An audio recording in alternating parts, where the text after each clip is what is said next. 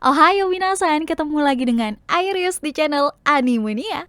Oke guys, ketemu lagi di pembahasan kita di One Piece. Tempo hari nih, kayaknya aku pernah deh membahas sosok siapa aja sih yang mengetahui soal apa sih abad kekosongan. Nah, sekarang nih gak jauh berbeda. Aku tuh bakalan kembali menyinggung perihal abad kekosongan guys. Akan tetapi, aku akan membahas beberapa sisa-sisa abad kekosongan sih yang punya potensi besar membawa perubahan besar dalam cerita ke depannya. Penasaran kan? Apa aja kah sisa-sisa yang aku maksud tersebut? Udah, langsung aja kita mulai ke kontennya guys. Let's go! Jejak pertama yang menyinggung perihal abad kekosongan atau kisah masa lalu yang kebenarannya ingin dibungkam adalah Poneglyph. Ya, bisa dibilang Poneglyph adalah menjadi tonggak awal di mana pecahan puzzle demi puzzle mengenai apa yang terjadi di masa lampau mulai dikumpulkan guys. Akan tetapi, meski mempunyai peran penting dalam mengungkap sejarah, Poneglyph ini bukan barang yang mudah untuk diakses oleh semua orang. Itu karena ada beberapa faktornya guys. Pertama nih, jumlah Poneglyph yang sedikit dengan tempat yang gak mudah untuk diakses. Ya, kita sebut aja lah. Ada Alabasta yang dikuasai oleh Crocodile, terus hingga Whole Cake Island yang dikuasai oleh Big Mom. Sekarang pun walau kita udah tahu di Wano Kuni ada juga, tapi kan kekuasaan Kaido membuat penyelidikan Poneglyph di sana itu bukan perkara mudah toh. Terus faktor kedua, gak semua orang bisa membaca huruf Poneglyph. Oke lah, mungkin tempat-tempat tadi akhirnya bisa berhasil lah dijangkau. Tapi permasalahan selanjutnya nih, huruf yang digunakan untuk Poneglyph di sana bukanlah huruf biasa yang digunakan di era sekarang. Semisal nih kita sambungkan di dunia nyata ya, Poneglyph ini ibarat kata kayak prasasti dengan bahasa Sanskerta lah. Terus ketiga, adanya larangan dari pemerintah dunia untuk melarang siapapun mempelajari Poneglyph. Mau coba untuk nekat? Ya Buster Call akibatnya coy. Oke, next. Sisa peninggalan abad kekosongan yang bisa kita ulik adalah mengenai senjata kuno guys. Meski ada embel-embel kuno nih, tapi jangan salah. Katanya, andai senjata ini digunakan, dunia pun bisa diluluhlantahkan coy. Ya kayak macam bom nuklir lah ketika meledak guys. Istilah senjata kuno sendiri itu pun disinggung melalui Poneglyph, seolah menjadi pertanda senjata ini juga punya peran luar biasa penting di masa lalu. Ketiga nama dari senjata kuno juga telah diketahui, bahkan 2 di antaranya telah diberitahu bentuknya itu seperti apa ya kan. Pertama ada Pluton, yang disebutkan sebagai kapal luar biasa yang bisa menghancurkan satu pulau sekalipun. Konon katanya blueprintnya udah dihafal sama Franky. Yang kedua ada Poseidon. Kalau senjata ini mah nggak cuma meluluhlantahkan, tapi juga meluluhlantahkan hati para kaum Adam. Ya Poseidon di era ini kan telah terlahir, yang mana dia itu kan adalah Shirahoshi coy, putri satu-satunya dari Raja Neptune. Kekuatannya aja bisa mengendalikan para Sea Kings yang bersemayam di lautan yang dalam. Terakhir ada Uranus. Dan sayangnya sih belum ada info lebih lanjut mengenai kebenaran senjata ini. Tapi yang pasti sih, sebagai bagian dari senjata kuno, dampaknya pasti akan sama luar biasanya guys.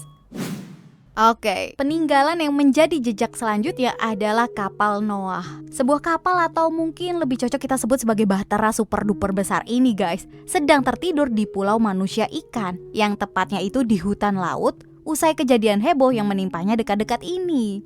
Usut punya usut, kapal luar biasa gedenya ini merupakan kapal yang telah berumur ratusan tahun lamanya. Dan alasan yang membuat Noah ini misterius adalah keterlibatan Joy Boy di dalamnya guys. Jadi katanya sih Joy Boy itu mau menggunakan kekuatan Poseidon untuk mengangkat para manusia ikan naik ke permukaan. Tujuannya apa sih? Ya gini guys, untuk menepati janji Joy Boy yang ingin memperlihatkan daratan kepada ras manusia ikan. Ya itu merupakan tujuan yang mulia ya kan. Namun sayang seribu sayang nih, nampaknya rencana tersebut nggak bisa terpenuhi karena satu alasan dan hal lainnya yang belum kita ketahui.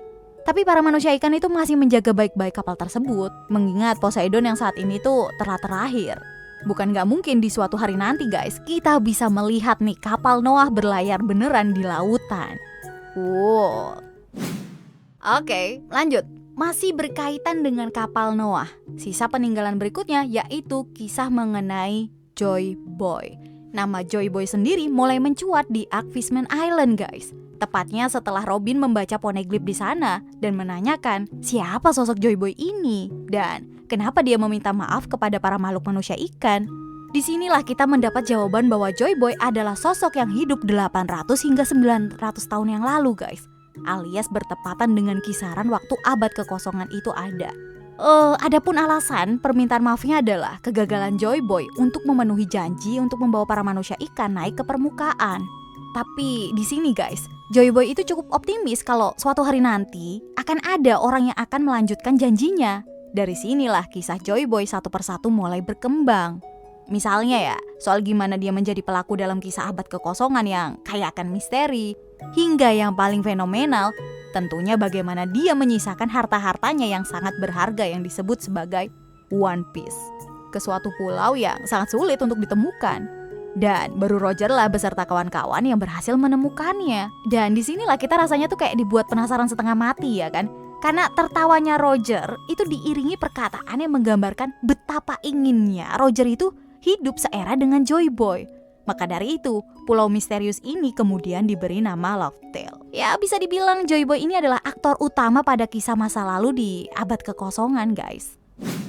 Oke guys, kita lanjut lagi nih. Untuk yang jejak peninggalan yang satu ini nih, sebenarnya masih 50-50 sih. Apa emang dia bener peninggalan abad kekosongan atau bukan? Tapi ya coba kita ulik dulu aja lah ya. Yang aku maksud itu adalah topi jerami raksasa yang ada di Marijoa guys. Dan pernah ditunjukkan sedang diamati oleh Im Sama. Ya tapi aku yakin bener sih kalau itu bukan topi jerami biasa coy. Selain ukurannya yang abnormal sih kalau menurut gue ya. Tentunya ada faktor yang membuat pemerintah dunia itu mau repot-repot menyimpan barang ini sendiri daripada harus membuangnya ataupun melenyapkannya guys. Terlihat seperti ada sesuatu yang tersembunyi ya kan di balik topi jerami raksasa ini. Ada yang menyebutkan sih kalau ini adalah sisa peninggalan Joy Boy. Bisa dibilang sih ini cukup masuk akal. Tapi apakah benarkah hanya demikian guys? Asumsiku nih, selain menjadi saksi sejarah, topi jerami raksasa ini masih memiliki hidden power guys. Yang menjadi alasan kuat pemerintah dunia itu mau menjaganya. Tapi ada beberapa kemungkinan yang lain kayak adakah petunjuk yang coba diamati oleh Im Sama dan para Gorosei, atau emang nih topi jerami raksasa ini hanya dijadikan semacam monumental bagi pemerintah dunia sebagai keberhasilan mereka menutup masa lalu. Ya well, kita harus menunggu waktu lah untuk menjawab semuanya nih teka-teki ini guys. Kita masuk ke berikutnya guys. Sisa peninggalan selanjutnya adalah Wano Kuni, negeri indah di New World yang terisolasi. Oke, mungkin kalian bertanya-tanya, apa yang membuat Wano Kuni bisa disebut sebagai bagian yang menyisakan jejak untuk abad kekosongan? Kalau kalian ingat, tentu kita harus mengutip perkataan Oden ketika dia menulis jurnalnya setelah menempuh petualangan yang luar biasa bersama Roger guys. Di sana, dia itu mencatat soal misteri-misteri dunia, serta kebanggaannya akan adanya ikatan sejarah masa lalu dengan Wano Kuni. Dengan kata lain, Wano Kuni ini kemungkinan menjadi wilayah yang bersinggungan atau bahkan menjadi tempat yang vital dalam peristiwa abad kekosongan. Hal ini didukung dengan adanya Road Poneglyph di Wano yang diungkap saat petualangan Oden di era bajak laut Roger. Hingga sekarang yang dijaga oleh Kaido keberadaannya guys. Belum lagi Wano Kuni bisa dibilang sebagai negeri yang kaya akan nilai sejarah mereka, khususnya perihal samurai. Kira-kira hubungan masa lalu kayak apa nih yang dimiliki Wano Kuni dengan abad kekosongan ini guys? Next, peninggalan selanjutnya adalah Zunesha, seekor gajah raksasa yang membawa pulau Zou di punggungnya guys. Tempat ini juga menjadi tanah kelahiran bagi para suku Ming.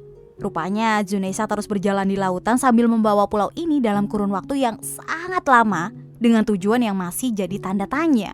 Seiring dengan perkembangan cerita, barulah kita mengetahui nih kalau Zunesha bukanlah gajah raksasa biasa, tapi ternyata dia adalah rekan dari Joy Boy di masa lalu guys. Tepatnya di 800 tahun yang lalu, waktu yang sama dengan kejadian abad kekosongan. Sebagai rekan Joy Boy, tentunya Zunesha ini punya andil dalam kisah masa lampau tersebut. Tapi ada kisah yang kurang mengenakan di balik keeratan hubungan antara Zunesha dengan Joy Boy ini. Karena diketahui kalau Zunesha memiliki dosa di masa lalu guys, yang katanya berkaitan dengan pengkhianatannya terhadap Joy Boy. Gila emang. Maka dari itu Zunesha ini seperti sedang menghadapi masa hukuman yang panjang dengan terus berkeliaran mengarungi lautan. Tapi lagi dan lagi, pengkhianatan seperti apa yang dilakukan hingga sosok yang bagaimana Zunesha ini sebenarnya di abad kekosongan masih belum menemui kepastian. Oke, untuk peninggalan yang satu ini adalah alasan One Piece makin menjadi perbincangan guys, yaitu Gomu Gomu no Mi. Atau yang sekarang sih harus kita sebut Hito Hito no Mi model Nika ya. Ya, buah iblis yang dimakan oleh Our Baka Sencho ini guys rupanya bukan buah biasa. karena buah ini merupakan buah legendaris yang kebangkitannya terakhir diketahui itu 800 tahun silam atau bertepatan dengan abad kekosongan. Pemerintah dunia disebut telah melakukan berbagai cara untuk mendapatkan buah ini. Hingga yang paling bikin gegernya guys, yaitu mengubah namanya. Yang bikin repot lagi, entah mau bagaimana pemerintah dunia itu merebutnya guys. Buah ini selalu lepas dari tangan mereka. Yang terbaru, buah ini tuh dicuri oleh bajak laut Akagami, yang selanjutnya dimakan oleh Luffy. Melihat betapa khawatirnya Gorose perihal Hito-Hitonomi model Nika guys, hal ini menjadi pertanda ada jejak luar biasa mengenai kekuatan buah iblis ini di abad kekosongan. Ya, mengingat adanya peperangan besar yang terjadi di kurun waktu tersebut. Dan peninggalan terakhir mengenai abad kekosongan di era sekarang adalah Laugh Tale. Seperti yang udah disinggung sebelumnya guys, peninggalan Joy Boy yang disebut One Piece diletakkan di pulau ini. Namun bukan hanya semata-mata harta, melainkan fakta yang sangat ingin kita ketahui. Ada semua di sini. Mulai dari Will of D, apa yang terjadi di abad kekosongan, serta senjata kuno, semuanya seakan terungkap di pulau Laugh Tale. Hal ini menjadikan Laugh Tale sebagai kunci utama dari semua rangkaian demi rangkaian misteri yang terjadi di One Piece. Keberadaan pulau ini seakan menjawab semua teka-teki yang nampak gak berujung itu tadi guys. Hanya aja, adakah selain Roger di masa depan yang bisa kembali menapakkan kakinya di Laugh Tale ini? Karena mengingat betapa sulitnya untuk mengakses pulau ini dengan mempelajari Road Poneglyph, terus belum lagi pertentangan dari pemerintah dunia, dan ditambah lagi banyaknya bajak laut yang menjadikan One Piece sebagai tujuan dari impian mereka. Apa yang ada di sana? Siapa yang akan mencapainya terlebih dahulu? Atau yang mungkin bikin kita overthinking, andai tiba saatnya kita mengetahui keberadaan akan pulau ini, kita akan tertawa puas seperti Roger, atau menangis karena sadar akhir cerita yang semakin dekat guys. Wah, gue masih gak bisa ngebayangin sih.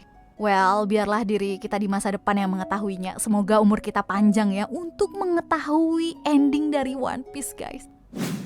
Itu dia guys tadi jejak-jejak peninggalan abad kekosongan yang bisa kita ketahui hingga sekarang. Peninggalan mana nih yang paling bikin kamu penasaran? Sampaikan aja di kolom komentar. Okay, so see you again next time. Adios caramelos, stay safe everyone. Salam Animania.